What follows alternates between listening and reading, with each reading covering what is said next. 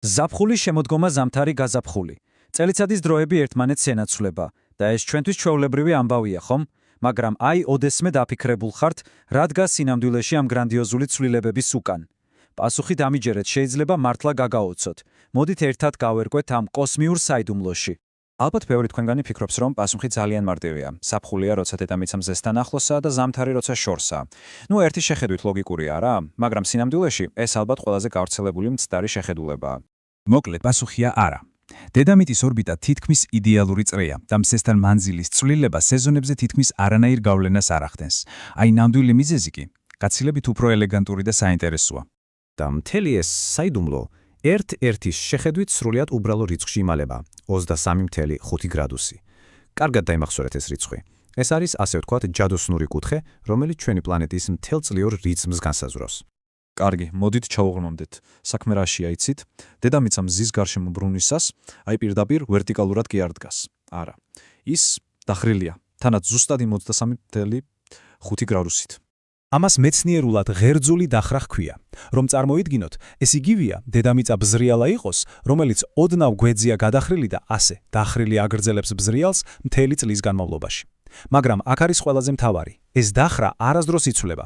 ის მუდმივად ერთი მიმართულებით იყურება კოსმოსში, თითქოს რომელიღაც შორეულ ვარსკვლავს უმიზნებს. და აი, სწორედ ეს მუდმივი, შეუცვლელი დახრა ქმნის წელიწადის ორ ყველაზე უკიდურეს წერტილს, მზებუდობას.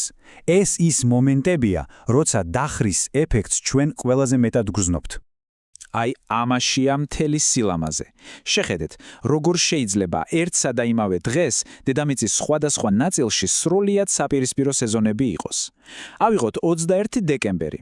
დედამიწის ჩრდილოეთი ნაწილი, სადაც ჩვენ ვართ, მზეს არის მოშორებული. შედეგად ჩვენთან ზამთრის მზებუდობაა, ანუ წლის ყველაზე მოკლე დღე. და ზუსტად იმავე მომენტში სამხრეთ ნახევარსფერო პირიქით მზისკენაა მიბრუნებული და იქ ზაფხულის მზებუდობა და წლის უგრძესი დღე აქვთ. საოცარია არა? და თუ გინდათ ნამდვილი უკიდურესობა ნახოთ, პოლუსებს უნდა შევხედოთ. წარმოიდგინეთ, როდესაც ჩრდილოეთ პოლუსი მზეს შორდება, ის არა უბრალოდ მოკლე დღეს იღებს, არამედ თვეების განმავლობაში სრულ განუწყვეტელ სიბნელეში ეშვება. დიახ, სწორად გაიგეთ. დეკემბრის მზებუდობისას ჩრდილოეთ პოლუსი სრულ 24 საათიან სიბნელეშია. შემდეგ, 6 თვის შემდეგ, როცა დედამიწა ორბიტის მეორე მხარეს გადაინაცვლებს, ყველაფერი 180 გრადუსით იცვლება. უკვე ივნისის მზებუდობისას ჩრდილოეთ პოლუსი მზისკენ არის დახრილი და იქ 24 საათიანი უწყვეტი დღის სინათლეა. სამხრეთ პოლუსზე კი, რა თქმა უნდა, ყველაფერი სარკისებურად პირიქით ხდება. კარგი, ჩვენ ვნახეთ უკიდურესობები, გრძელი დღეები და გრძელი ღამეები. მაგრამ ამ ორ უკიდურესობას შორის წელიწადში ორჯერ დგება მომენტი, როცა ყველაფერი თითქოს იდეალურ ბალანსშია.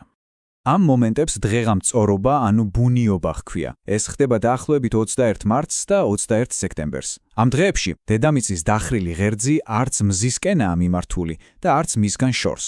წარმოიდგინეთ, რომ ის მზეს, ასე ვთქვათ, გვერდიდან უყურებს. და რა არის ამ იდეალური ბალანსის შედეგი?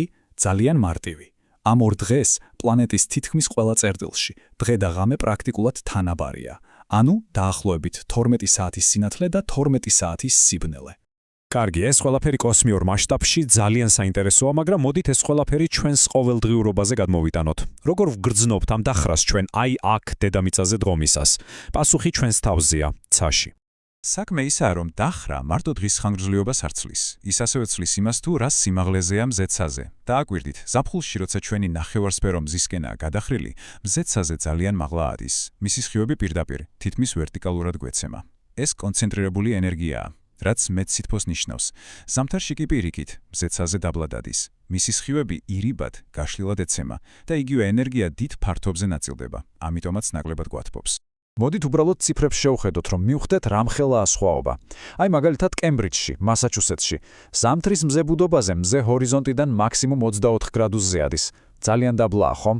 ახლა ნახეთ, ზაფხულის მზებუდობაზე ის 71 გრადუსამდე ადის. ეს უბრალოდ წარმოუდგენელად დიდი განსხვავებაა. აი ეს დიაგრამა კი ამას იდეალურად გვიჩვენებს. უბრალოდ შეხედეთ, რა დრამატული სხვაობაა ზამთრის დაბალ სვეტსა და ზაფხულის მაღალ სვეტს შორის. სწორედ ეს ვიზუალური სხვაობაა ის, რასაც ჩვენ სინამდვილეში ვგრძნობთ, როგორც ზამთრის სიცივესა და ზაფხულის სიცხეს.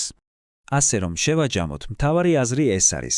დედამიწის მუდმივი, უცვლელი ჯადოსნური 23.5 გრადუსიანი დახრაა ის, რაც სინამდვილეში ქმნის წელიწადის დროების მთელ ამ ულამაზეს რიტმს. არა მზემდე მანძილი, არამედ უბრალოდ ჩვენი პლანეტის დახრა. და ბოლოს, მინდა ერთი რამ გთხოვოთ. ამიერიდან, როცა მზეს სახედავთ ცაზე, უბრალოდ დააკვირდით, დაფიქრდით, რა სიმაღლეზეა ის. იმიტომ რომ ახლა თქვენ უკვე იცით, რომ რასაც ხედავთ, ეს არ არის უბრალოდ მზე ცაში. ეს არის ერთი გრანდიოზული კოსმიური ცეკვის ნაწილი, რომელიც ჩვენი პლანეტის 23.5 გრადუსიანი დახრილობით იმართება.